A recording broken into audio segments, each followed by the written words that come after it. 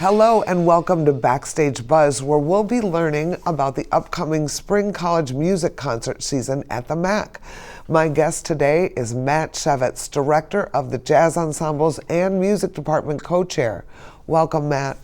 Thank you for having me. Well, we are so excited to hear about what's new, what's happening in the world of music at COD. Sure. Wow. Where do I Let's start with the new program you're talking about. That's super exciting. Sure.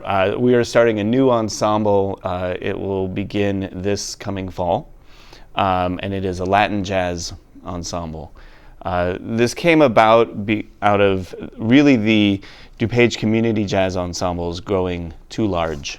A problem that first started a few years ago. And when it happened a few years ago, we had an easy solution. We had a big band that was too big, so we started a second one. But now the second one is also too big.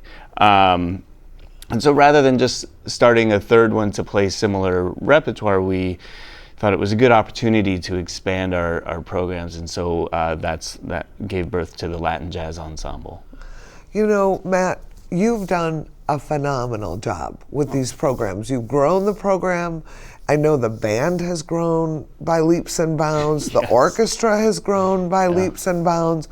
And I think your interest in introducing guest artists and different people in the industry has really made an impression, and kids love it. The students love having that exposure. Oh, it's so great for them to see that, right? And from as many different angles as possible.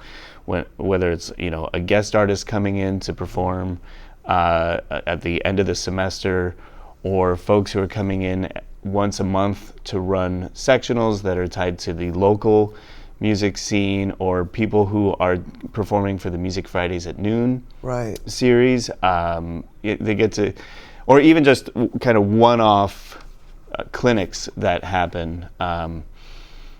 It's so beneficial for them, for the students, to see these people who are active in the music industry in so many different ways. But it's fun for, even as an audience member, when I went to the concert that you had Ernie Watts and Corky Siegel, it makes it super fun to watch, because you're like, oh my gosh, they're playing with these legends.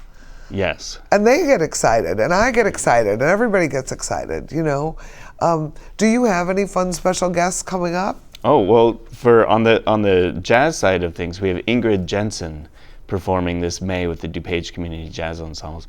Ingrid is one of the top trumpet players in jazz today, and has been for quite some time. She's just a phenomenal player, most active lately with a group called Artemis. Oh, sure. Which is very well known and very famous. Mm-hmm. Mm-hmm. And so I'm very excited to have her come in and work with everyone. So when these guest artists come in and perform with your students, they don't just play the show, right? They come in and rehearse.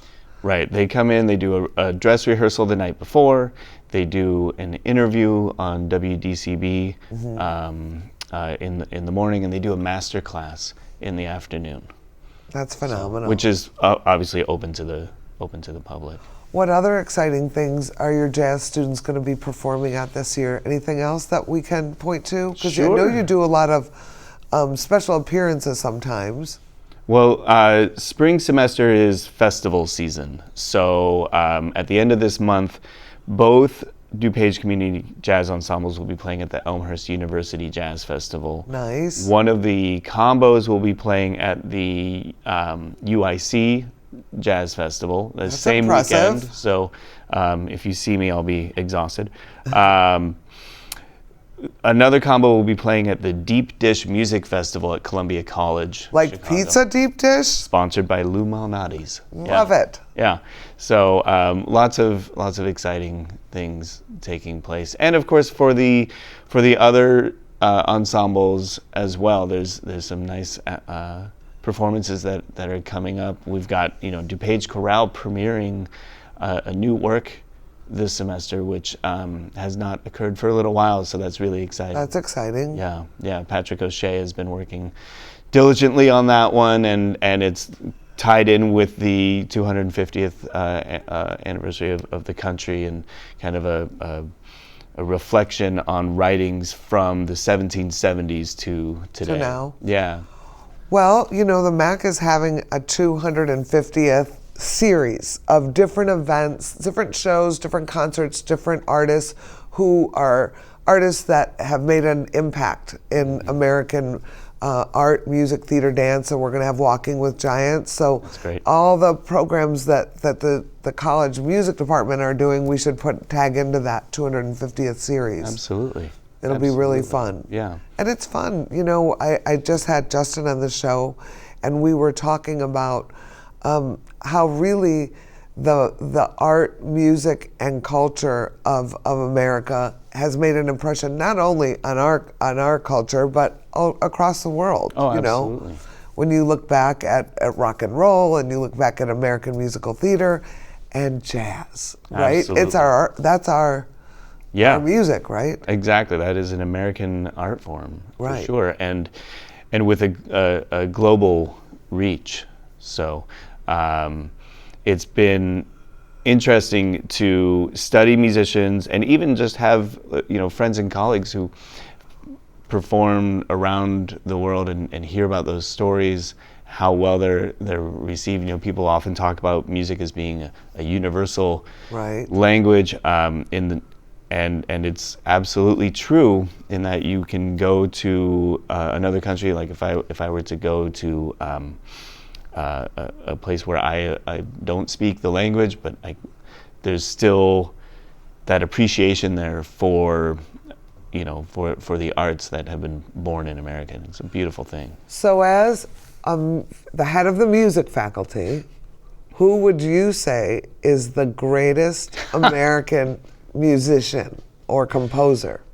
So I have to stay diplomatic. It's too hard to decide. It's hard, isn't it? It's very hard. You know, for me, I think of which genre would I choose? Am I thinking more of classical music? Am I thinking more of jazz or rock or funk or soul or blues? All right, give us who might be in your thoughts.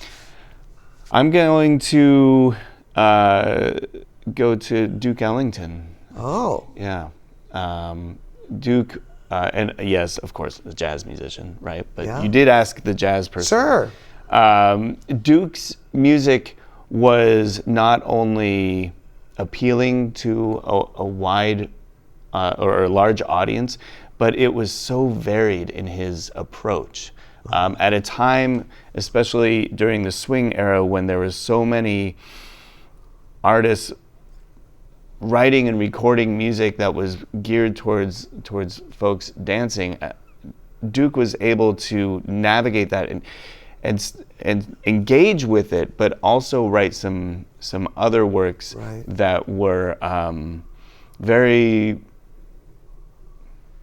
experimental and innovative. You know, the music category is really hard because you have composers, you have theatrical composers, you have classical composers, you have Broadway composers, Rodgers and Hammerstein. You have, it's so many directions.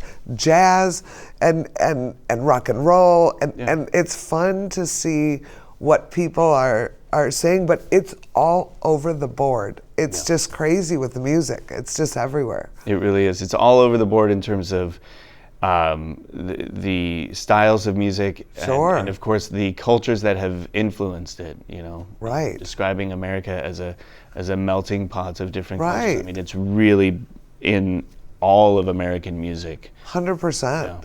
It's just fun. Yeah. Well, Matt, is there anything else you want to share with us? Wow, there's so many things I'd like to share with you. I don't know if we have time for it, but of course, I want to just encourage everyone to attend all of our student performances. They're great. And of course, the Music Fridays at Noon series that is held every Friday in MAC 140. It's And it's free. And it's free. And it's fun, and it's educational, and it's got a wide variety of things to choose from. Yes, from New Orleans-style brass bands to chamber music performing works inspired by Emily Dickinson, to everything in between. Yeah.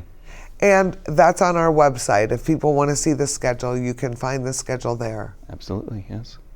Well, thank you for joining me, Matt, and for sharing the upcoming concert season for college music. I'm looking forward to the variety of wonderful work that you'll be doing this semester. For information on dates and times, visit atthemac.org/college-music. We look forward to seeing you at the theater and next time on Backstage Buzz.